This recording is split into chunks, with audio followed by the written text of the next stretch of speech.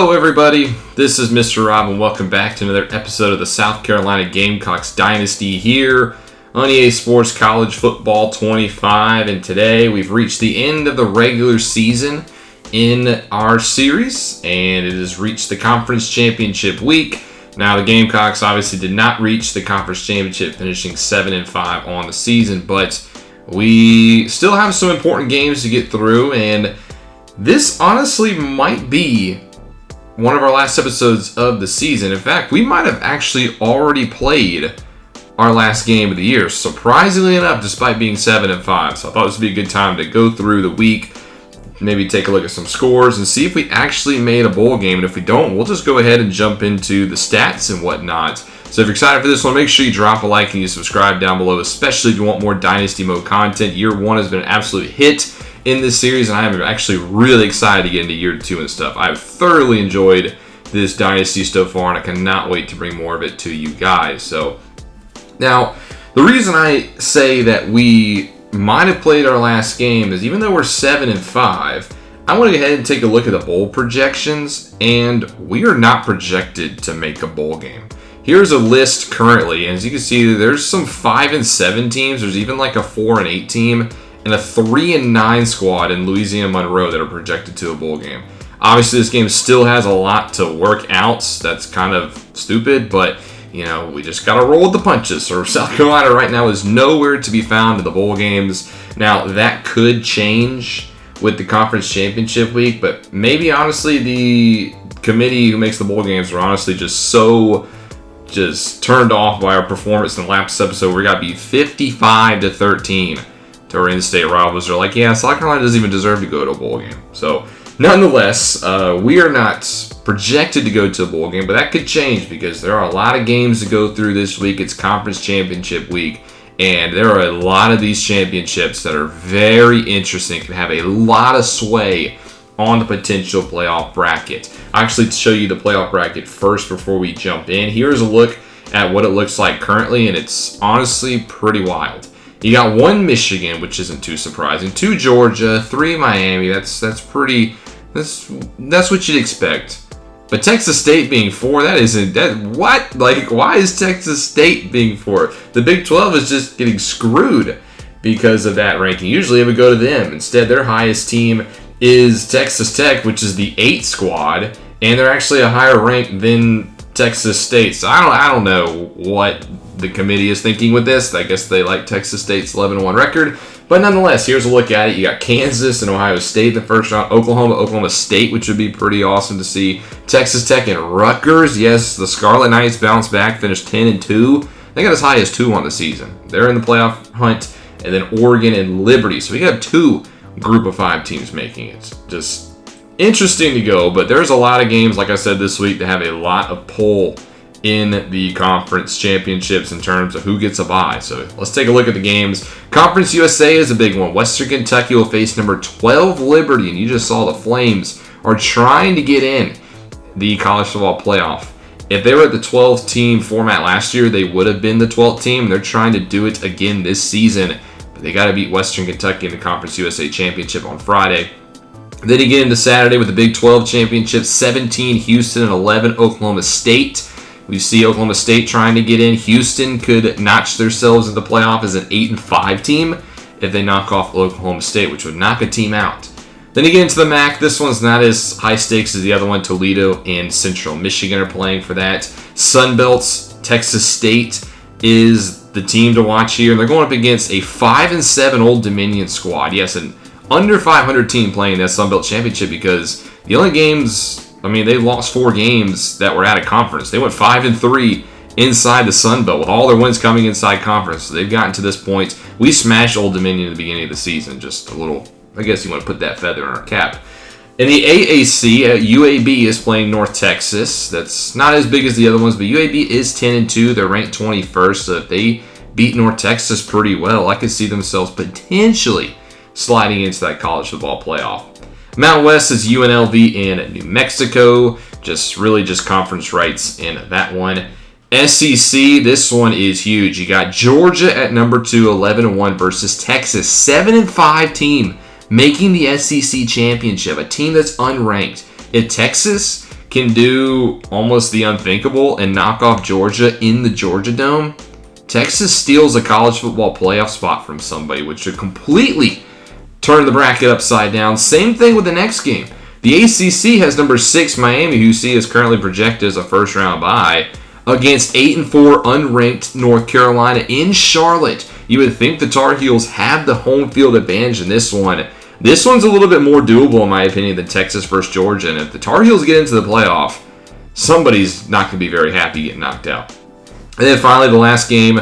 These are two teams that are almost shoo-ins to make the playoff, but this one means more than just a Big Ten championship. Number 1, Michigan.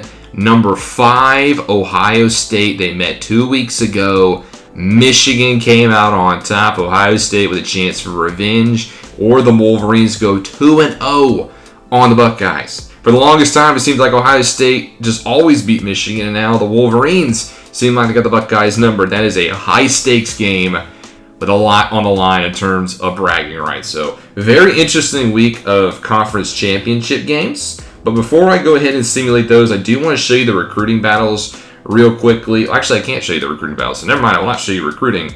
We're just going to go ahead and sim the week and see what happens to see if we even make a bowl game. So, be right back. Let's see what happens with the South Carolina Gamecocks. So we sim the week and we get a commit. Defensive end Nate Lamb from Fort Mill, South Carolina, a 3-star recruit, has decided to stay in state. That notches another one for your Gamecocks, as I would like to add some more pass rush and run stop to this team. I feel like we kind of struggled there. Nate Lamb is somebody we didn't really take a look at in the earlier portion of the episode, but he's a guy that I found that I like, and we need some depth on the line. So welcome, Nate Lamb. We also get a halfback, Sean Sharp from Columbus, Georgia, another guy that I decided to add late into the cycle. I just feel like with losing both Rakeem Sanders as well as Oscar Attaway this year, we need some more running back depth. And we get another one here with 3-star Sean Sharp. He'll pair with 4-star Sam Ika in this recruiting class. Who, remember, Ika actually committed to Kentucky before flipping to South Carolina. So we get 2 commits here in this week. As you can see, the rest there. And then we go ahead and check our school. One thing I do want to highlight, our brand exposure has actually dropped in recent weeks because of the games we played. And we have a lot of guys who are potentially threatening to transfer, with Jalen Kilgore, DJ Braswell, TJ Sanders, Judge Collier. There's some big names. So we really need to make a bowl game. If we don't make a bowl game, we could lose these guys out. If we make a bowl game, I think we could potentially get them back. But I do have a house rule. If a guy wants to transfer at the end of the season, we're going to let him. We're not going to convince him. Same thing with the draft. So those are 4 big guys who I count on next year who could be transferring. So a lot on the line here. But do we go to a bowl game? The answer, well, first we get the Heisman. Caden Salter. I was actually going to highlight this later. But he wins the Heisman. 33 touchdowns, 4 interceptions, 2,900 yards for the Liberty quarterback. Yes, a Liberty quarterback wins the Heisman. I did not think I'd say those words, but congratulations to Caden Salter. I assume it's going to go through the other awards now. We get Jalen Kilgore for Best Defensive Back Award. He had an interception and 38 tackles. Not sure if that's really worthy, but sure, we'll take it. Do we get any more? Yes, we get Kyle Kennard gets Best Linebacker with 6 sacks and 23 tackles again. I feel like there should be somebody else better than him out there. And that does it for our sort of recruiting, I guess. Are we going to a bowl game? It doesn't look like we are. I think our season is over. I think we don't have another game. Let's take a look at our weekly schedule. And yeah, it doesn't look like we're going to a bowl game. So our season's over. So we're wrapping up the season in this episode. I didn't think I'd say that, but oh well, that's what happens. But before we get into that and all that stuff, let's go ahead and go through the conference championship games and see what happened. So we'll go back 1 week. In the first game, Western Kentucky does upset Liberty 38-31. The Flames go down despite having their Heisman quarterback, but they're still the 11 seed, which is odd. They could still make the postseason, I guess. Interesting. Oklahoma State knocks off Houston 35-20 in the Big 12 championship, so the Cowboys are officially in. We see Central Michigan knock off Toledo. Old Dominion gets a massive upset against Texas State. The Bobcats are no longer going to be in the college football playoff. They had to win this game, and they don't get it done. They fall to 11-2. Instead, Old Dominion is your Sun Belt champions. In the AAC, UAB beats North Texas. I don't think they got in because they're the 15 seed, but the Blazers gave it a shot. New Mexico kind of stomps out the Rebels 24-6. And then the SEC Championship, Georgia takes care of Texas, no upset here. And then Miami nudges out North Carolina just barely to win the ACC Championship. So there's going to be no really huge surprises. And then Michigan, they go 2 for 2 on Ohio State, 38-30. So Michigan gets to rub even more salt in the wounds of the Buckeyes with a Big Ten championship. Looking to defend their championship from last year, they're going to go in as the 1 seed. So let's actually go ahead and look at that playoff bracket. What is it going to look like in this next episode? Well, Michigan is the 1, Georgia's the 2, Miami's the 3, and Oklahoma State's the 4. So the top 4 Power 4s all get in and get the first round byes. Oregon will play UAB, so the Blazers do get the automatic qualifier as the 12 seed. So congratulations to UAB, who a decade ago didn't even really have a football team. So what a comeback for the Blazers, but they got to draw the Ducks. 8-9 is Texas Tech and Rutgers. That one stayed the same. Liberty stays in despite losing the Conference USA Championship. I don't agree with that. They got to prove themselves against the Sooners. And then 7 versus 10 is Ohio State versus Kansas. So this is how the first round will go. We'll go through the rounds in this episode, as this will probably end up actually being a little bit of a longer episode than I anticipated. So that is that. Take a look at all the bowl matchups in case you want to know them. Here is the bowls on the screen, and yeah, it doesn't look like we got invited to a bowl game, which is kind of depressing. I wanted to go play in a bowl game somewhere. Instead, we're not going to have that opportunity, as a lot of other teams, in my opinion, undeserving, get in. So our season 1 is officially over. No South Carolina Gamecocks. So that being said, let's just go ahead and look at our stats and go through our team and see how they did this season. We'll start off in the passing game. Lenora Sellers, 3,200 yards, 24 touchdowns, 13 interceptions. I thought Sellers was phenomenal this season as a redshirt freshman, stepping up in the absence of Spencer Rattler. Sellers just came in, and I thought he played great. He did have the 13 interceptions. It did seem like when he got picked off in bunches. But overall, as a freshman, I thought Sellers played great. He was a dual threat guy, and I'm excited to have Sellers going forward. Asher got a little bit of snaps in the Clemson game. He looked pretty good, 10 for 14 with a touchdown. And running, it was Raheem Rocket Sanders who led the way. He did eclipse 1,000 yards, 1,003. Just got to the century mark, 5 yards per carry.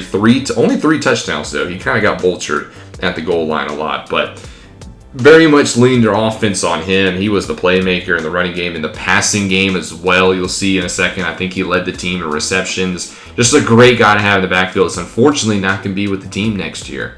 Behind him was Sellers, who had 327 yards and 7 touchdowns running. So he added a lot in the red zone. He was very much a dual threat guy, and we exposed a lot of teams with his running ability. Oscar Attaway III was a spellback for Sanders. He was pretty solid, 61 carries, 252 yards. It's only 4.1 per carry.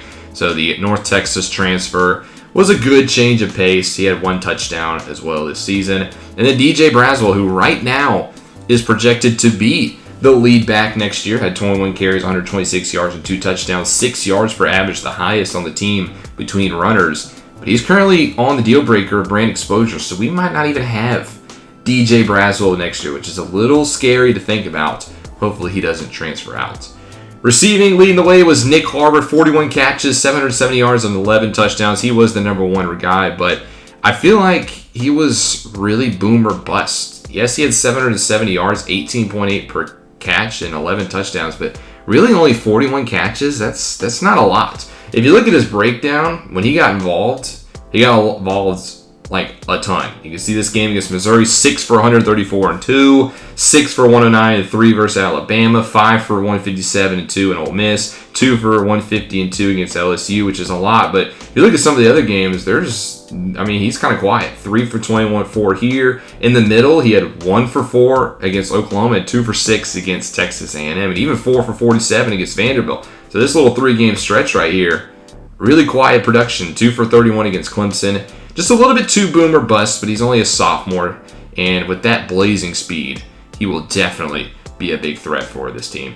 Sanders, had 93 catches, 723 yards, and 4 touchdowns. So he had more receiving touchdowns than he did running. Again, just highlighting his dual threat ability. Joshua Simon, 49 for 533 and 3 scores. He was a good security blanket early on. I feel like he did get phased out a little bit down the stretch of the season, but he was a good tight end for us. Another guy we're going to have to replace, a senior who's graduating this year. And tight end is another position that's potentially up for grabs. Then you have Gage Larvadain, the transfer, who had 38 for 348 and a touchdown. He got hurt in the Wofford game. It was a little underwhelming with him. I thought he dropped a lot of passes. He got benched towards the end of the season, and we never really saw the slot receiver problem at the end, and it kind of showed up in the Clemson game. He's a guy who we'll have to replace as well. Jared Brown was the number 1 guy going into the season, but he only had 30 for 318 and 2 scores. He also missed the Clemson game with an injury. I hope to get him a little bit more involved next year, but I mean, when they're lined up outside him and Harbor, I'm just looking to Harbor more. And Jared Brown should come back next year as a senior, so at least we'll have our top 2 wideouts next season. Other guy we were losing is Amari Huggins-Bruce, who got some more snaps towards the end. He had 21 for 242 and 2 touchdowns. He had both of those touchdowns in the Wofford game, where he really shined. Other than that, just kind of was not really involved all that much. He kind of took over as a slot over Larvadain when Larvadain was having some drop problems late in the season, and didn't really do much with it. So, fortunate for him, he'll be gone as well. DeLavion Campbell will also be missing 14, 135, and a score. He had a good last 2 weeks of the season, and maybe he could have been that slot guy for us if we would have given him a chance. But, sometimes that happens. You just miss out on a guy in college, especially when you only have him for a couple of seasons. So he's also going to graduate. So we're losing 3 wide receivers. Attaway had a touchdown in the air as well. You can see Braswell's numbers there. Von Drevis Jacobs got some snaps late with the injuries. He had 4 for 31. He's a redshirt freshman. He'll probably step into one of those roles later, and I think he could be a pretty good slot guy. He's more of a route runner, which is different than what Harbor and Brown is. So I expect Jacobs to maybe take a step forward next season. Brady Hunt is a guy who should be the starting tight end next year, but he only had 4 for 28. Gatling had the touchdown in the Clemson game, the redshirt or the true freshman from Alpharetta, Georgia, who was a 3-star last year. He looked pretty good in that Clemson final couple of drives, so I want to see him take a chance next year as well as a sophomore. And then CJ Adams with a catch and Elskins with 2. In the blocking, our offensive line was kind of spotty. I would say we were strong up the middle, but at the tackles, we were kind of weak. Starting off with Trey Bobalade, he was not very good this season. Despite being an 80 overall, he gave up 5 sacks. He got called for a ton of holding calls throughout the season. Hopefully he can clean that up because he is projected to be the starter next year. But I'm going to need some better tackle play because Taysom Henry was also not that great as a redshirt sophomore. 6 sacks allowed. He does have that play-action shield physical trait, so maybe we want to rely a little bit more on the play-action game going into next season because he will be the starter at right tackle. I'm expecting a better season out of him because we need better play out of those 2 tackles. Up the middle, we were a little bit stronger. Kamar Bell had a pretty good season at right guard. Him and Trovon Ball kind of split time there. Bell will actually graduate, though, so Ball should be the overall right guard next season. At left guard, Ja'Kai Moore was okay. I think he was a way better run blocker than he was a pass blocker. He also had a little bit of holding problems during the season, but I like him up the middle. But he's actually going to graduate, so he's another guy we're going to have to replace. And at center, Vershawn Lee will also be graduating, so losing both our left guard and center. Looks like Marquis Anderson will take over at left guard as a redshirt sophomore. He's already a 77 though, and then Ryan Brubaker will probably be the starting center next year. On defense, the tackle numbers are inflated just because I do have it on 15-minute quarters, which is why guys like Kilgore and Kennard got players. But if we go through tackles for loss, the leading guy was Kyle Kennard. That's why he got the award. 23 tackles for loss is really insane.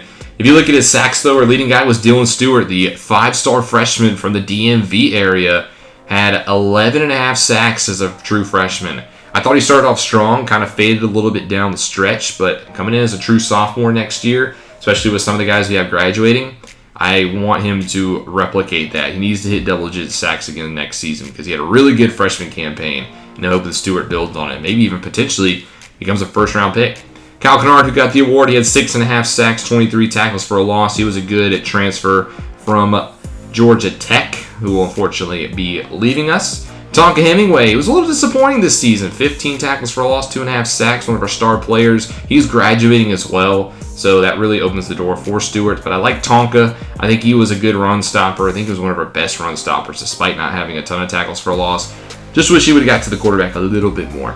1 sack for Jalen Kilgore off the edge. He also had an INT. He's also potentially could be transferring out, so we really got to be on the mindful of that. TJ Sanders, another guy who transferred out, had 1 sack. He was supposed to be stepping up next season, but might be gone.